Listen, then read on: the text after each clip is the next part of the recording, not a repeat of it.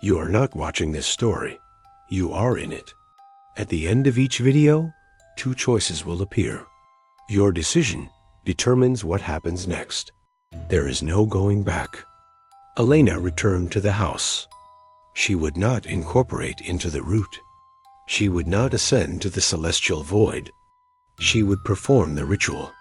She would maintain the boundary through the methods Vera had used, through the endurance and attention and slow sacrifice of self that the traditional path required. The house welcomed her, not with warmth, with recognition, with the acknowledgement of function that the structure required, that the membrane required, that the system had evolved to extract from those who refused transformation. She was interface now, surface, the human face turned toward the world while the depths below and the heights above maintained their vigilance through other means. She began with the cord, measured it against the house's perimeter, found the points where Vera had anchored it, replaced the weathered sections with the fresh cord from the bedroom, tied the knots that the journal described that the bloodline had developed. That maintained the boundary through symbolic action that was not merely symbolic, but was the physical expression of intention, of will, of the focused attention that the membrane required. The knife came next, not for sacrifice, for definition, for cutting the boundary clear, for separating the protected zone from the surrounding pressure, for creating the distinction that the hollow ones could not cross without invitation. She traced the house's thresholds, the windows, the cellar door, leaving marks that were not visible but were felt, that existed in the space between physical and conceptual, that defined the membrane in ways that geometry could not measure but consciousness could perceive. The fire in the east room. Elena found the hearth, the chimney that served no structural purpose, that vented to no exterior location. That was the interface with the root, with the incorporated guardians, with the distributed awareness that maintained the lower boundary. She built the fire with wood from the forest, with pine needles and resin and the specific combination of materials that the ritual required, that the journal specified, that Vera had used for decades before the incorporation offer became inevitable. The fire caught. It burned with colors that were not thermal, that existed in the spectrum between visible and perceived. That warmed not the air, but the attention, the focus, the specific and limited consciousness that Elena brought to her task.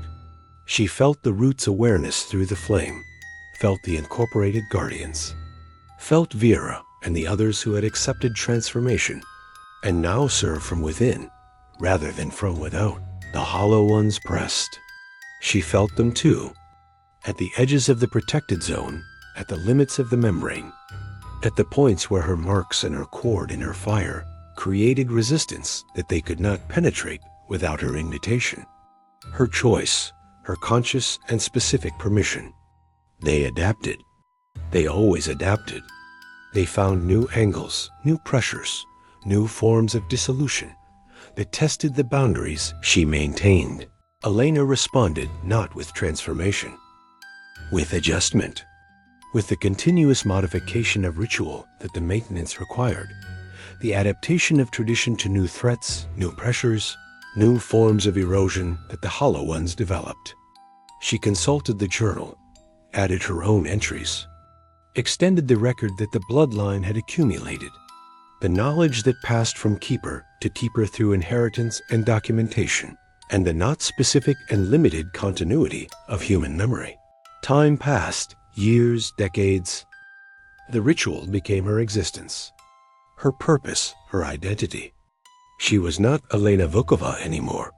She was the keeper, the boundary, the membrane in human form, the interface between the world above and the pressure below, the specific and necessary function that required her presence, her attention, her slow and gradual sacrifice of everything that was not relevant to the task.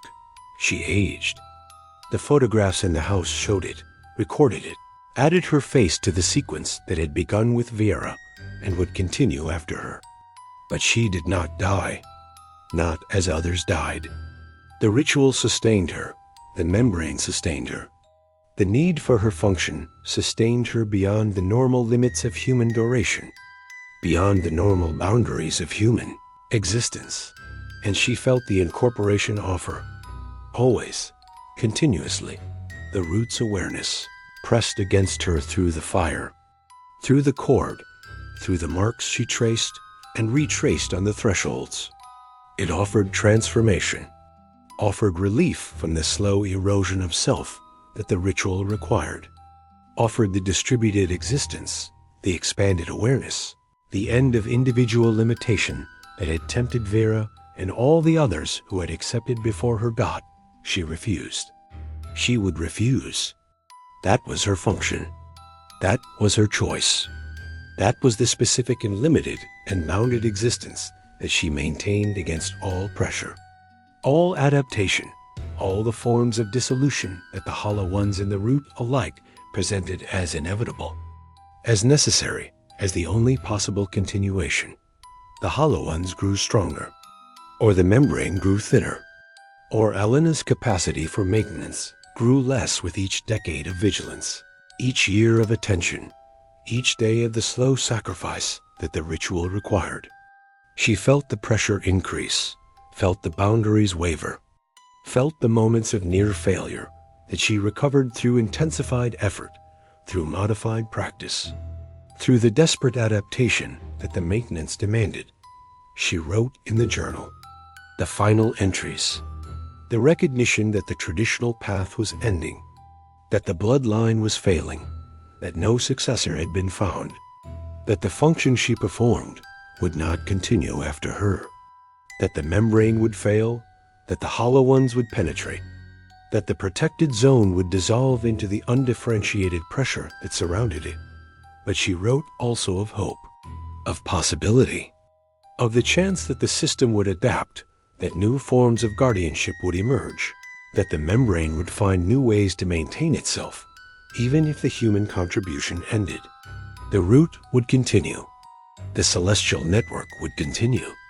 The hollow ones would be resisted by other means, other consciousnesses, other forms of vigilance that did not require the bloodline, did not require the house, did not require the specific and limited and bounded existence that she had maintained for so long. Elena completed the final ritual, traced the final marks, tied the final knots, built the final fire, and watched it burn with colors that were not thermal, that existed in the space between visible and perceived, that warmed her attention for the last time, that connected her to the root, to the incorporated, to the distributed awareness that would continue without her. She sat in the rocking chair, picked up the needles, the half-finished sweater, the wool that had waited for hands that would not return. She knitted, not for warmth, for continuity, for the specific and limited and bounded action that defined human existence, that maintained distinction against dissolution, that created meaning through the simple fact of persistence. The hollow ones pressed. The membrane held. For now, for this moment, for the duration of her final attention, her final vigilance, her final and complete service to the function that had become her entire existence. Elena smiled. She had become what was needed. She had maintained the boundary. She had been finally sufficient, and then she was gone. Into the photographs, into the carpet of images, into the record of those who had served, who had maintained, who had kept the hollow ones at bay through the simple and endless and ultimately finite fact of their presence, their attention, their choice to stand at the edge and refuse to fall. This is one ending. There are others. Go back. Choose again.